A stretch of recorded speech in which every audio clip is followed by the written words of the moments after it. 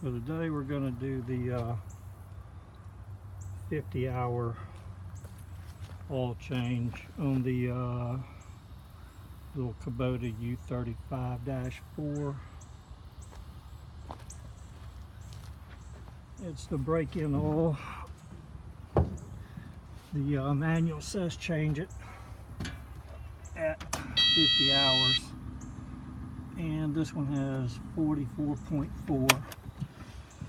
So I'm going to go ahead and knock that out. Not sure if I'll have time to do it and still be within the 50 hours if I wait. So just going to go ahead and do that, and then won't have to worry about it.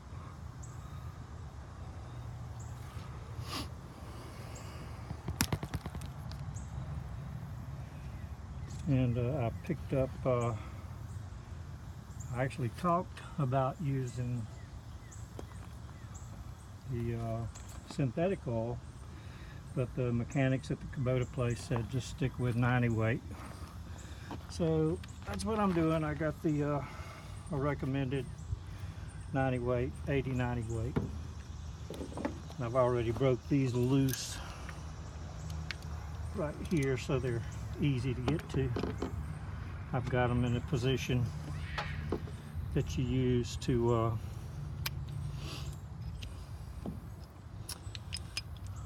got the drain on the bottom, and you got to level check. There's a specific way you line it up according to the manual so that you can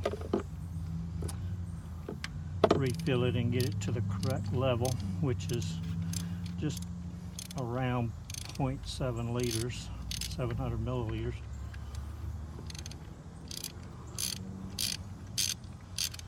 See, we can't knock that out without making too big of a mess. I took one of these little wheel hub pans that you use on larger truck axles and shaved one side of it out to where it'll fit up under this thing to catch the oil. That's not the way I've done it in the past, and I thought I'd try to improve that too.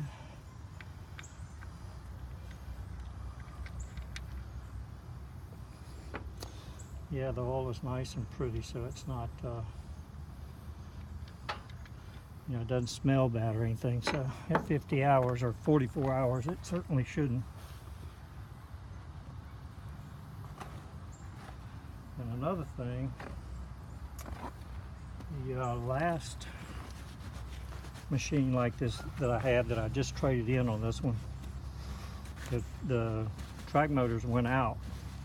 One of them at 950 hours and one of them at maybe 1100 hours.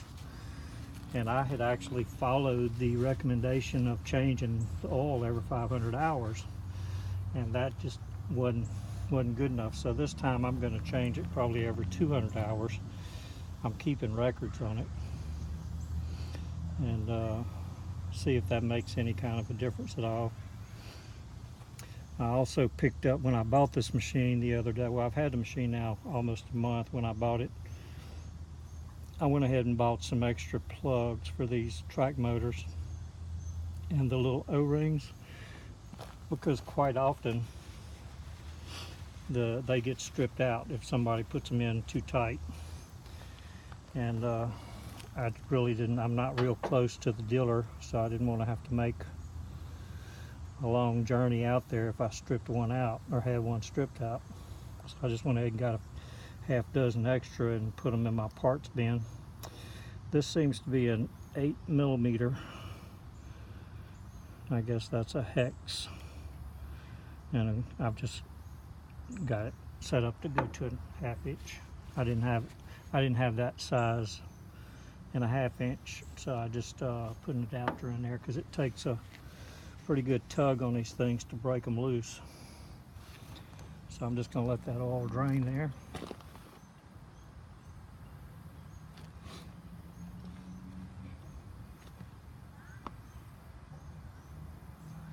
Yeah, I like my little pan. That's definitely better than the way I did it last time.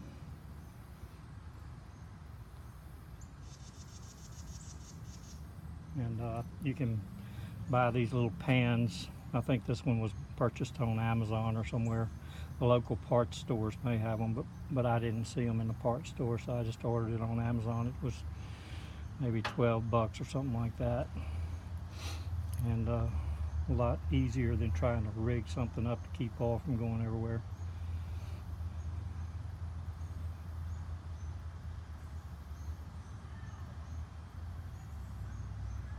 Yeah, hopefully if I change it at say 200 or 250 hours instead of 500 hours, the oil will still be in that nice pristine condition. But when you run this oil too long, you know, these things get really hot if you use them. If you move the machine around a lot, you know, most of the time I'm just sitting around digging. But if you do a lot of blade work and you do a lot of pushing, these things get really, really hot, and that oil just doesn't hold up. Don't know why. I mean, the oil in the rear end of a truck seems to hold up for quite a long time compared to this, and I think it sees more use, but this oil just does not last very long if these things are pushing a load. You know, I guess maybe they get a lot hotter than the rear end of a truck or something. I don't know. I'm not a mechanic.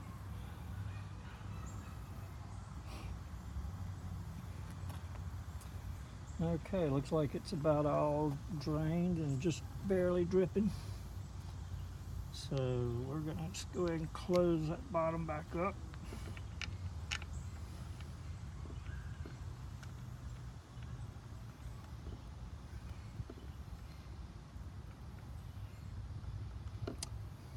I'm gonna leave the pan under it in case I overfill it and run some out. It'll just go down into this pan.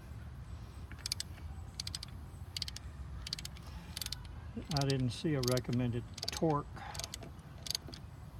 for these, but I know they were pretty tight when I took it out, but I'm not gonna, you know, I'd hate for one of them to come out while I was using it and have all the oil go out, but I think I probably noticed that.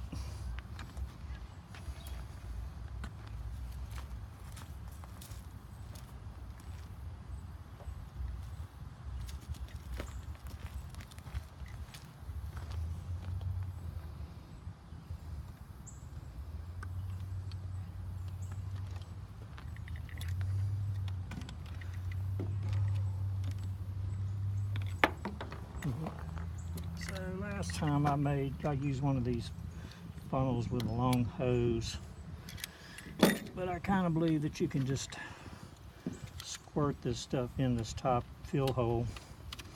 At least I'm going to try it and see, because the funnel's kind of a pain in the behind.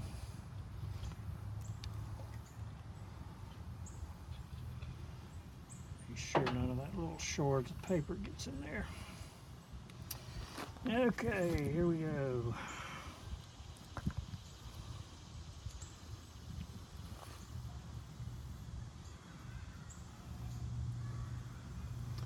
So we're just basically going to fill this thing up until it starts pouring out of that lower level check right here.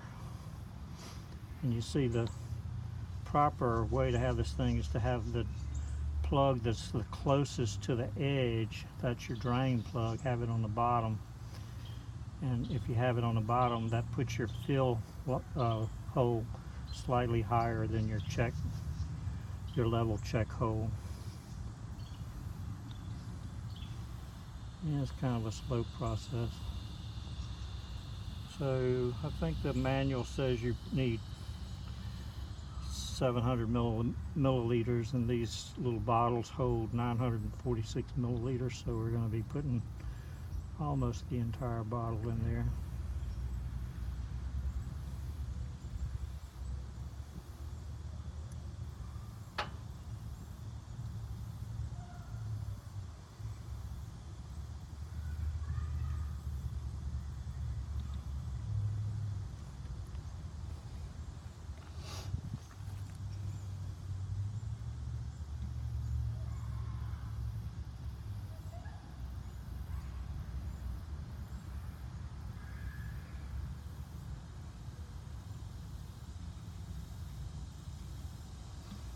You may notice that I have the machine sitting up on a trailer right here, and I just do that because it's a lot easier than leaning over onto the ground to deal with this stuff.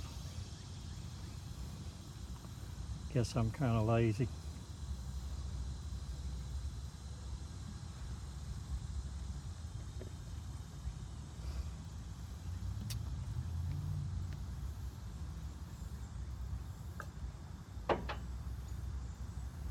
Yeah, if you try to go too fast, it just kind of squirts back out.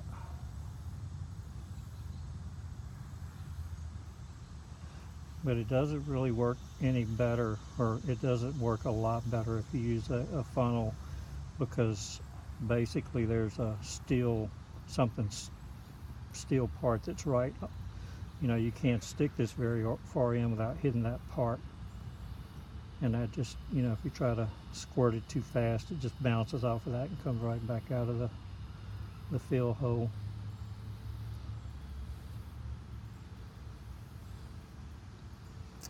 So whenever I get through filling this thing, when I check the bottle, it should have about 200 milliliters left in the bottle.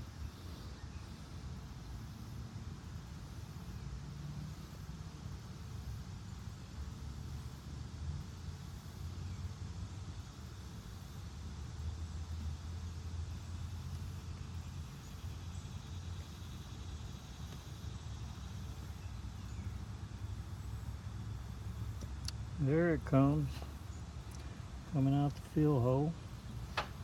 What I'm going to do, I'm just going to go ahead and plug that off, and I'm just going to put a little bit more in there,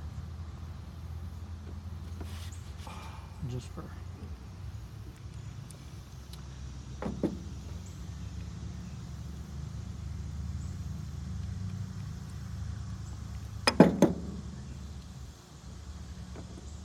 alrighty. So that should be it. And we're going to do the other side the same way.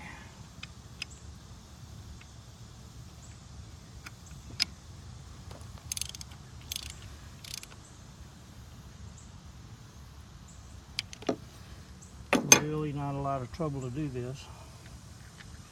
So, and it's not very expensive. I think I paid $16 for the oil. And if you don't do it, and even if you rebuild these things yourself, it can easily cost over $1,000 to rebuild these things. I have a KX161-3 Super Series that the track motors went out on and we rebuilt. And I'm kind of thinking, you know, we noticed when we got the parts that the spacers were a different thickness than what we found in it. And I'm kind of thinking maybe Kubota had messed up.